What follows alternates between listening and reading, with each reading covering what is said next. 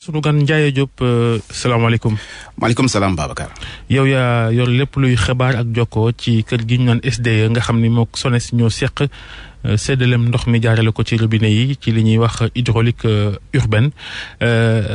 jafe-jafe yi nga xam ne moo am ci Ndakaaru ak ci yeneen i tund naam kilifa yi appal nañ ko ñaar fukki fan ci weeru juillet ngir mu jeex 20 juillet semaine moo ci des. waaye dañu bëggoon xam yéen waa SDE ginnaaw contrat de concession bi yéen la ko nguur gi signeel mën ngeen ñu fàttali lan moo paan lu indi jafe-jafe bi ak bu dee lu ñuy defar la fu mu toll. ñu gërëm tamit nuyu ñi nga xam ne ñooy topp RFM matin yëpp jubbanti tuuti ci baat bi nga wax ci concession. Sénégal amul concession affermage la am. affermage ak concession bokkul. bisimilah. waaw kon ndax. affermage mooy li am Sénégal maanaam dañu dénk SDE nguur gi moo ko jaarale ci SONES ne ko yow SONES da ngay ut ay jumtukaay def ay usine def ay forage indi lépp loo xamante ni jumtukaay la yu war a mën a tax ndox mi ñu mën koo indi ba mu dem ba ci robinet client bu ko defee ñii di waa SDE ñoom ñooy exploiter maanaam ñooy produire ñooy entretenir usine bi ñoom ñooy facturer ñoom ñooy wax ak client yi su doon damay misaal mooy maanaam yow nga am si immeuble tabax ko ba mu jekk doo fa nekk naan da ngay louer di toppatoo loolu da ngay ut agence immobilière ne ko pare naa sama kër gi de mi ngi nii dama bëgg nga exploiter ma ko c'est-à-dire yaay ut kuy louer yaay fayeeku waaye bu weer dee nanga nga may jox ngeen déggoo ci ay kàddu yow nag nangam laa la mën a jox weer wu ne loolu la ñu tuddee prix exploitant maanaam SDE njëg bi dafa am loo xam daf ko déggoo ak nguur gi ak SONES du ñu tuddee prix exploitant ci loolu mètre cube bu nekk lu luyaas bi bari lu mu néew loolu ci la war a mën a yem dafa am nag ay critères yu bëri yoo xam dañ ko indexé ci lañ ko teg courant beeg yeneen yeeg yu baree bare moo ci wékku ci loolu la ñuy mën a am nan la ñuy mën a taxawale lii di wàllu njëgu ndox mi te loolu du SDE moo koy taxawal nguur Sénégal jaarale ko ci ministre de l'hydraulique et de l'assainissement mooy génne arrêté daal di ne njëgu ndox mi nangam la buy wàññeeku moom la buy yokk moom la buy toog fa muy toog moom la concession nag dañ lay jox daanaka lépp ne la yow yaa yor usines yi yaa yor exploitation bi yaa yor li ci des yëpp comme ñun dañu am boo xam ne maanaam suñu responsabilité mooy lu SONES defar ba jàpp ne baax na ñëw nañu pare naa usine nangam kaay leen jël dugal ko ci réseau bi soo déggee sax di nga dégg par exemple ñu naan dina am ay centres yoo xam ne dañoo war a incorporer yaa ngi dégg ñu naan ñoom rek loolu diggante nguur gi la ak SONES ñooy xool ba xam yenn dëkk yi bu amee yenn taay yi nekk sorewuñu lii di centre urbain yi ndax war nañu mën a dugal ci périmètre affermé bi wala waruñu leen mën dugal bu leen dugalee nag boobu la ñuy nekk maintenant ci responsabilité SDE muy exploité loolu laa bëggoon a leeral ci wàllu concession ak affermage li nga wax nag moo ne lan moo xew li xew mooy ñu ngi jégalu d'abord ci ñi koy yëg yëpp ci coono yi ñu am ci wàllu ndox mi mooy ndox mi ñëw doyul ci ñi ko soxla ñëpp maanaam l'offre est inférieure à la demande ci gàttal ñaar dafa fekk aussi que li nga xamante ni moom mooy usine Kër Momar Sarr ku ne xam na ko ndaxte ñu bëri boo leen déggee seen fi sax day xaw a tëb tuuti fii ñu wax ak yéen dawul nañu koy séentoo te loolu yàggul dégg ngeen ci waa SONES dégg ngeen ci ñi nga xam ñoom ñu di kilifa yi dafa am maanaam luñ doon bëgg mu gën a wóor ci wàllu usine bi li ñuy wax système de protection moom lañ doon raccordé ay phase yu bëri la mais phase bu njëkk bi def nañ ko mais buñ ko raccordé ba pare dañu gis ni moom kay ba ngeen defee communiqué wax ni mbirum bi juróomi fan lay duré boobu lañ seetlu ne jafe-jafe yi daf ko yokk jafe-jafe moom amoon na gaa ndaxte nee naa la li ñuy produire doyul lii nit ñi soxla daf ci yokk léegi boobu ba léegi nag 4e pompe bi nga xam ne moom mooy mën a gën a am doole di gën a pousse ndox mi te du moom rek moom mooy problème bi moom moo dawagul loolu dégg ngeen waa SONES wax nañ ci waa ñi nga xamante ni ñoom ñoo di waa ministère tamit yëkkati nañ ci kàddu est-ce que foofu mënuñu imputer faute bi aussi waa SDE ñi nga xamante ne xëy na prévoir woon yooyu yëpp te ñoom itam bokk na ci li ñu leen dénk renouvellement matériel d'exploitation bi. renouvellement matériel d'exploitation du ni nga ko déggee. loolu bokkul ak li SDE di def loolu liggéey soo xoolee sax ci chantier yi di nga xam ne SDE nekkuloon au premier plan. parce que du wàllam du cëram loolu ouvrage li ñuy wax patrimoine la. lan ngeen bëgg a wax yëfi daal du ñun SDE SONES la. daaw waxuma loolu. wax la ma lu mu wax la Babacar. dama ne lu mu wax ne renouvellement bi yéen la seen responsabilité non foofu fi ngay wax nan muy wàllu pompe Kër Momar Sarr ci ouvrage yi SONES war a defar ba mu jekk mu ne SDE pare naa jël leen ngeen liggéey ko te loolu du SONES moo koy liggéey dafa am benn entreprise bu mu koy jox kooku fi mu ne nii moom moo ci nekk di ko liggéey te ñi ngi xalaat ne du yàgg dara. ñoom dinañu noppi li ñu wax parce que dafa bëri paramètres yoo xamante ni ci diggante man ak yow mën nañ ko bañ a comprendre mais yu techniciens yi war a jël en compte pour que suñu ko defee mu wóor leen ne baax na. parce que bu leen fàtte ne usine boobu di Kër Momar Sarr téeméeri junni ak fanweer ci mètre cube ci ndox te mètre cube bu nekk muy junni litre moom lay defar di ko pousse mu jëm Ndakaaru kon am na solo lool ci ndox mi jëm si fii ci Ndakaaru loolu moom moo tax fi mu nekk nii li manqué woon. ak li Kër Momar Sarr waroon indi te ñëwul boo ko boolee da ngeen kilifa yi yëkkati ci kàddu tamit 50 ak ñeent ci ay mètre cube bis bu yàlla sàkk moom mooy li amul li ñu waroon a indi ci production ngir ñëpp mën a am ndox te amul nga yokkaat ci usine bi doxul kon cela veut dire que maanaam yëf yi dafa gën a yokk ci ni ñu ko doon xaare loolu moo tax sax nit ñi gën ko yëgee nii ndax li daan ñëw bu doon noonu rek la dinañ mën a fexe di lijjanti ba nit ñi du ñu yëg coono yi ñuy yëg wante fi mu nekk nii loolu ci yokk moo gën a indi joote. bu renouvellement matériel d'exploitation bi. nekkul ci seen responsabilité te SONES defar ba pare jox leen ko. responsabilité kan la kon. ñun maintenance la ñuy defar maintenance maanaam. kon nag seen renouvellement bi kan la kon nag seen maintenance sooxe na bokk dama lay expliquer. maintenance mooy su ñu la joxee ouvrage ne la mi ngi nii. na nga fexe ba ouvrage bi mën a dox mën a liggéey fii may wax ak yéen ouvrage yiy dox yëpp ñu ngi dox 24 heures sur 24 amul benn boo xam ne ak maintien cosmétique et tout yëpp dañuy xool ndax am na pompe ndax courant baa ngi dox ndax ceci ndax cela yoo xamante ni ñoom seen paramètre technique ñoom ñoo ko xam yooyu yëpp ci la ñuy sukkandiku pour wax ne est-ce que maintenance bi te loolu SONES chaque périodiquement régulièrement day def audit de maintenance pour xool fii ñoo ak yéen sax balaa yàgg dina démarrer beneen li ñuy wax audit de maintenance pour xool ouvrage bu nekk est-ce que SDE bi mu koy exploité mi ngi ko exploité ci normes yi normalement est-ce que ouvrage yooyu nekk nañ en état de marche. su ma la dégloo bu baax lu ci mënti am Georges. ba ngeen di jël yëf yi daal seetlu leen ci loolu yëpp da ngeen ñëw rek jël. machine yi baax naam baaxut da ngeen a ñëw rek commencé dawal. déedéet loo xam nga loo affaire amateur la te SDE mënul nekk amateur ci wàllu boobu. terewu leen engagé wu jël yëf yi de question engagement dama lay expliquer balaa ñuy jël ouvrage nan lay demee balaa ñuy jël ouvrage SDE day ñëw indi équipe am SONES ñëw indi équipe am peut-être même mën nañ indi sax ñoo xamante ni groupe d'étude lañuy bureau d'étude lay nekk ñu ñëw toog ku ci nekk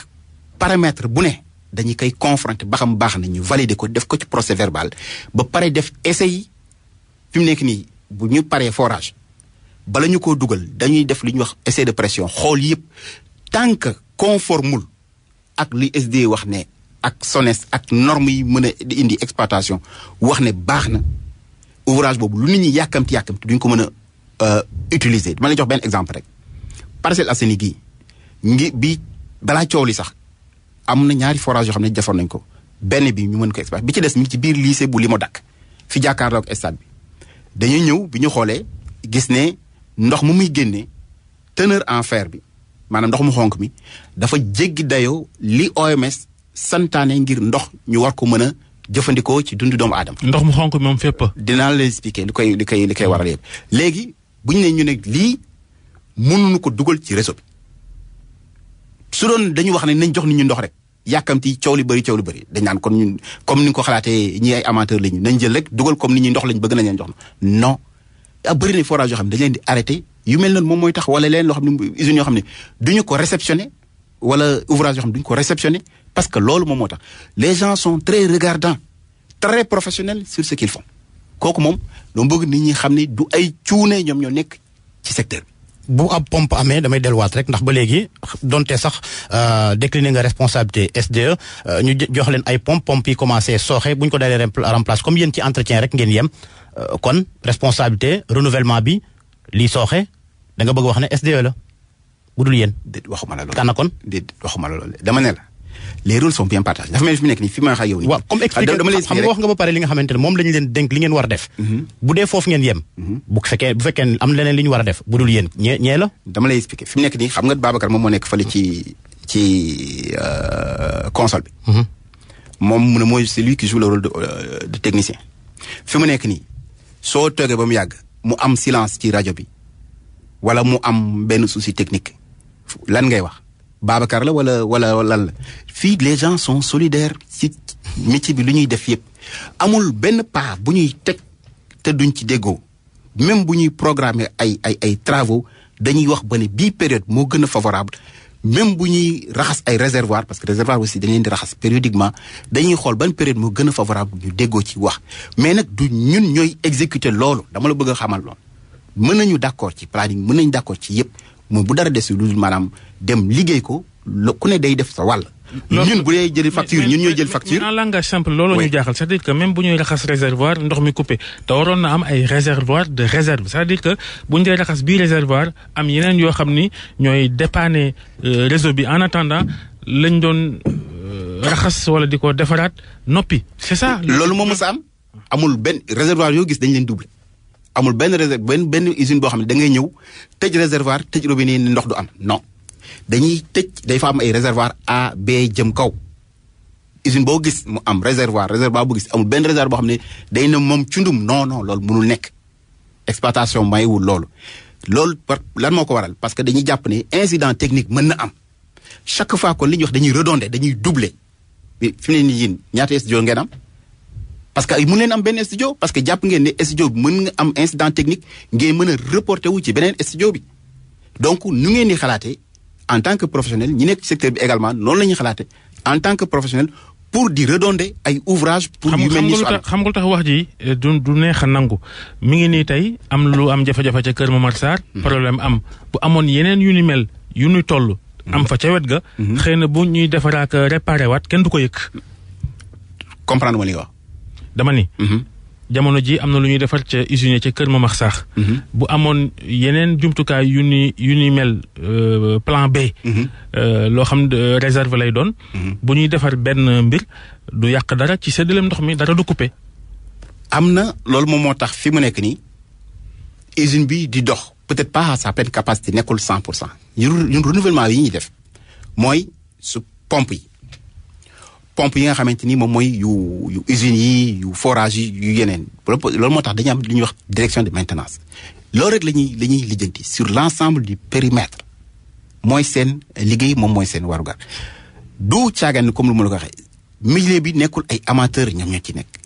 lépp lu ñuy def ci planification la ci étude lay doon ak tamit ci certitude technique xool possibilités yi mën a am yëpp tous les risques avant ñuy engager dara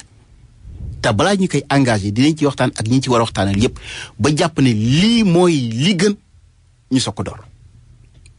bon xaw ma lapsus lam déet li ngeen di renouveler yéen waa SDE. comme ni nga ko waxee waaye nee nañ paan amut lañ doon wax xëy na expliqué nga sànq mais am nañu ne ci ñeenti pompe yi nga xamante ne ñoo nekk Kër Momar Sarr benn bi doxatut. mais wax naa la ko léegi nee naa la usine bi doxul à 100% de sa capacité. nee naa la 4e pompe bi ci boppam bu nga xam ne ni moom mooy tax usine mën a dox à 100% 4e pompe boobu par mesure de prudence c'est pas parce que mënul dox. lan la kon. parce que bi ñuy installé système bu bees bi premier raccordement bi dañu gis ne est-ce que wóor na ñu dugal 4e pompe parce que 4e pompe bi dama la bëgg a expliquer. buñ ko dugalee lan la mën a jur. non buñ ko dugalee mën na am mu yëngal li ñuy raccordement yi ñu def parce que dafa bari doole. donc yëngal boobu mu koy yëngal da koy fragile te bul fàtte ne depuis 2013 bi incident boobu amee ba léegi partie boobu dafa nekk li gën a fragile maanaam li nga xam ne bu yàqu-yàqu di am boo déggee Kër Mor sax am na problème rek xale foofu lay dem. yéen a ngi ceeb ak kañ ngeen koy defar. SONES on pense pas que mu continuer noonu. SONES ak entreprise bi mu ko dénk ñoo ngi ci. dafa am ay période yoo xamante ni man dañu am période favorable ak période favorable ku ne xam na ne fi mu nekk nii dafa tànk te bu fekkee ne maanaam dañ koy songaat nii